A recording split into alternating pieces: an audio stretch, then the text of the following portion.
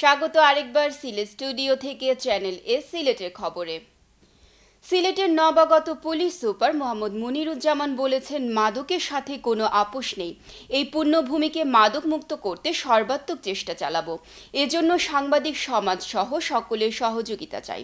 Police super কার্যালয় সম্মেলন কক্ষে সিলেটের গণমাধ্যম কর্মীদের সাথে মতবিনিময়কালে তিনি কথা বলেন। পুলিশ সুপার বলেন, সিলেটের মানুষ আইন শৃঙ্খলার প্রতি শ্রদ্ধাশীল, সাংবাদিকরা সহযোগী, তাই এখানে কাজ করার অত্যন্ত ভালো পরিবেশ রয়েছে। মতবিনিময় সভায় স্বাগত বক্তব্য রাখেন অতিরিক্ত পুলিশ সুপার সুজ্ঞান চাকমা।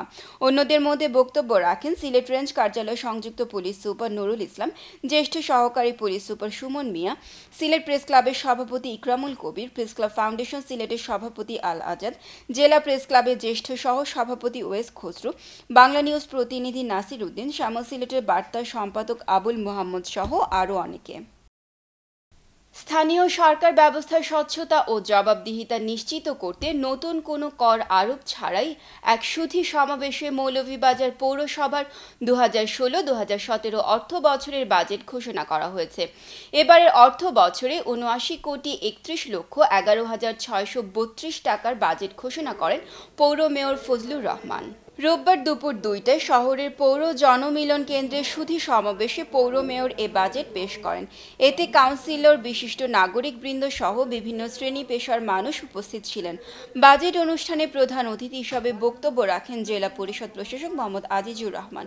আরও বক্তব্য রাখেন জেলা আওয়ামী লীগ সাধারণ সম্পাদক নেসার আহমদ, সদর উপজেলা চেয়ারম্যান মোহাম্মদ মিজানুর রহমান মিজান, সাবেক পৌর মেয়র ফয়জুল করিম ময়ূর, শিক্ষানুরাগী সৈয়দ মোস্তাক আলী, প্রেস ক্লাবের সাধারণ সম্পাদক এস.এম. উমেদ আলী, জেলা যুবলীগ সাধারণ সম্পাদক নাহিদ হোসেন, মুক্তিযোদ্ধা গিয়াসউদ্দিন। এবারের বাজেটে শহরের জলাবদ্ধতা নিরসন, ড্রেন কালভার্ট নির্মাণ, রাস্তা উন্নয়ন, বিনোদন পার্ক নির্মাণে গুরুত্ব দেওয়া হয়েছে। এবার মৌলভীবাজার ও হবিগঞ্জের প্রত্যন্ত এলাকায় র্যাপিড অ্যাকশন ব্যাটালিয়ন র্যাবের উদ্যোগে শুরু হয়েছে জঙ্গি বিরোধী প্রচার অভিযান।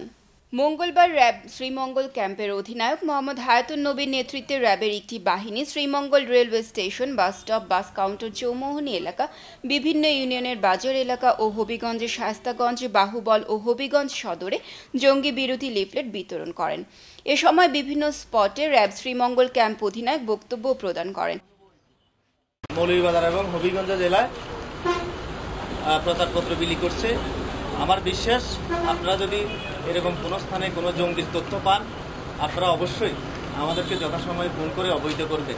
ধর্মের নামে মানুষ হত্যা কোনো ধর্মই সমর্থন করে না, তাই দেশপ্রেমিক ছাত্র জনতা সহ সবাইকে এই জঙ্গিবাদ ও সন্ত্রাসবাদ দমনে এগিয়ে আসতে হবে।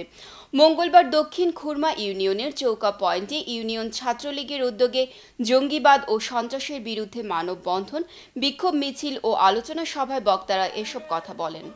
মানববন্ধন পূর্বে এক আলোচনা সভায় সাবেক চেয়ারম্যান বীর মুক্তিযোদ্ধা নুরুল আমিনের সভাপতিত্বে ও ছাত্রলীগ নেতা তাজামুল হক রিপনের পরিচালনায় অনুষ্ঠানে প্রধান অতিথি হিসেবে বক্তব্য রাখেন ছাতক উপজেলা পরিষদের ভাইস চেয়ারম্যান আবু শাহাদাত মোহাম্মদ লাহিন। বিশেষ অতিথি হিসেবে বক্তব্য রাখেন সুনামগঞ্জ জেলা ছাত্রলীগের সাধারণ সম্পাদক রফিক আহমদ চৌধুরী, সিলেট অস্ত্র ছাত্র সমিতির সাধারণ সম্পাদক আফজল হোসেন ও উত্তর খুরমা ইউনিয়নের চেয়ারম্যান বিল্লাল আহমদ। পরে সিলেট সুনামগঞ্জ সড়কে বিকেল 4টা থেকে 5টা পর্যন্ত 1 ঘণ্টা মানববন্ধন কর্মসূচি পালন করা হয়। নাশকতার বিরুদ্ধে আজকে সমস্ত বাঙালি জাতি জেগে উঠেছে। আজকে চৌকা পয়েন্টে জঙ্গি এবং নাশকতাকারীদের বিরুদ্ধে এলাকাবাসী জাগ্রত হয়েছে। এদিকে ছাতক পৌরসভার উদ্যোগে হটাও জঙ্গি বাঁচাও দেশ শেখ হাসিনার নির্দেশে স্লোগানকে সামনে রেখে মানববন্ধন কর্মসূচি ও বিক্ষোভ মিছিল অনুষ্ঠিত হয়েছে। ছাতক শহরে 1 ঘণ্টাব্যাপী মানববন্ধন কর্মসূচিতে শহরের বিভিন্ন শিক্ষা প্রতিষ্ঠানের ছাত্রছাত্রী, শিক্ষক, অভিভাবক, রাজনীতি, সামাজিক, সাংস্কৃতিক, ব্যবসায়ী, সাংবাদিক সহ সর্বস্তরের লোকজন অংশগ্রহণ করেন। মানববন্ধন কর্মসূচিতে প্রধান অতিথি পৌর মেয়র আবুল কালাম চৌধুরী জঙ্গি ও সন্ত্রাস দমনে ছাতকবাসী সহ দেশবাসীর প্রতি উদাত্ত আহ্বান জানান। মানববন্ধন কর্মসূচিতে বিশেষ অতিথি হিসেবে বক্তব্য রাখেন কেন্দ্রীয় ছাত্রলীগের সাবেক সদস্য জননেতা শামীম আহমদ চৌধুরী, পৌর কাউন্সিলর নওশাদ মিয়া। পরে শামীম আহমদ চৌধুরীর নেতৃত্বে জঙ্গি ও সন্ত্রাস বিরোধী বিক্ষোভ মিছিল অনুষ্ঠিত হয়।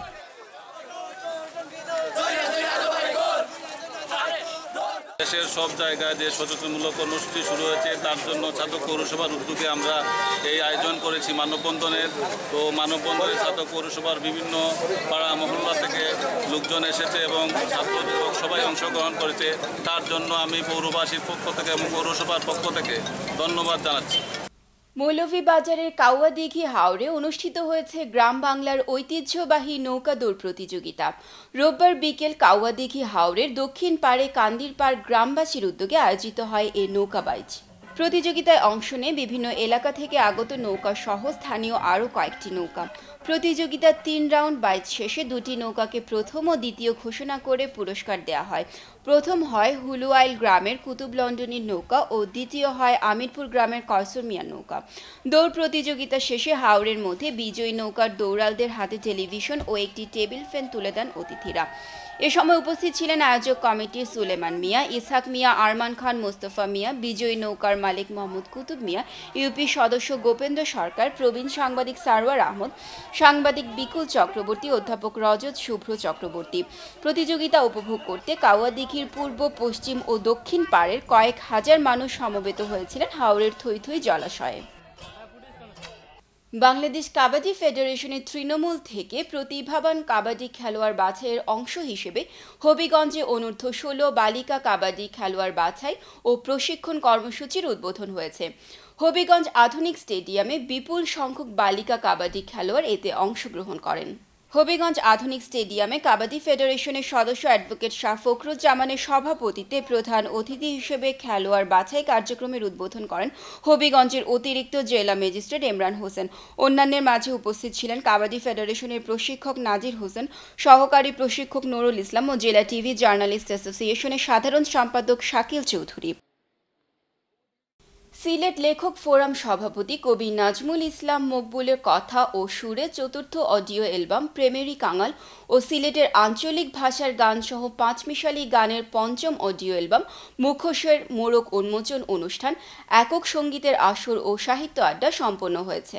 সিলেট লেখক ফোরাম আয়োজিত ও আল মনোয়ার শিল্পী গোষ্ঠীর ব্যবস্থাপনায় কামালবাজার আলিম মাদ্রাসা অডিটোরিয়ামে অনুষ্ঠিত অনুষ্ঠানে সভাপতিত্ব করেন বাংলাদেশ আঞ্জুমানে আল ইসলার কেন্দ্রীয় সাধারণ সম্পাদক প্রিন্সিপাল মাওলানা মুফতি AKM মনোয়ার আলী। অনুষ্ঠানে প্রধান অতিথির বক্তব্য রাখেন মাসিক গোলাপকড়ি সম্পাদক মোহাম্মদ মুনতাসির আলী।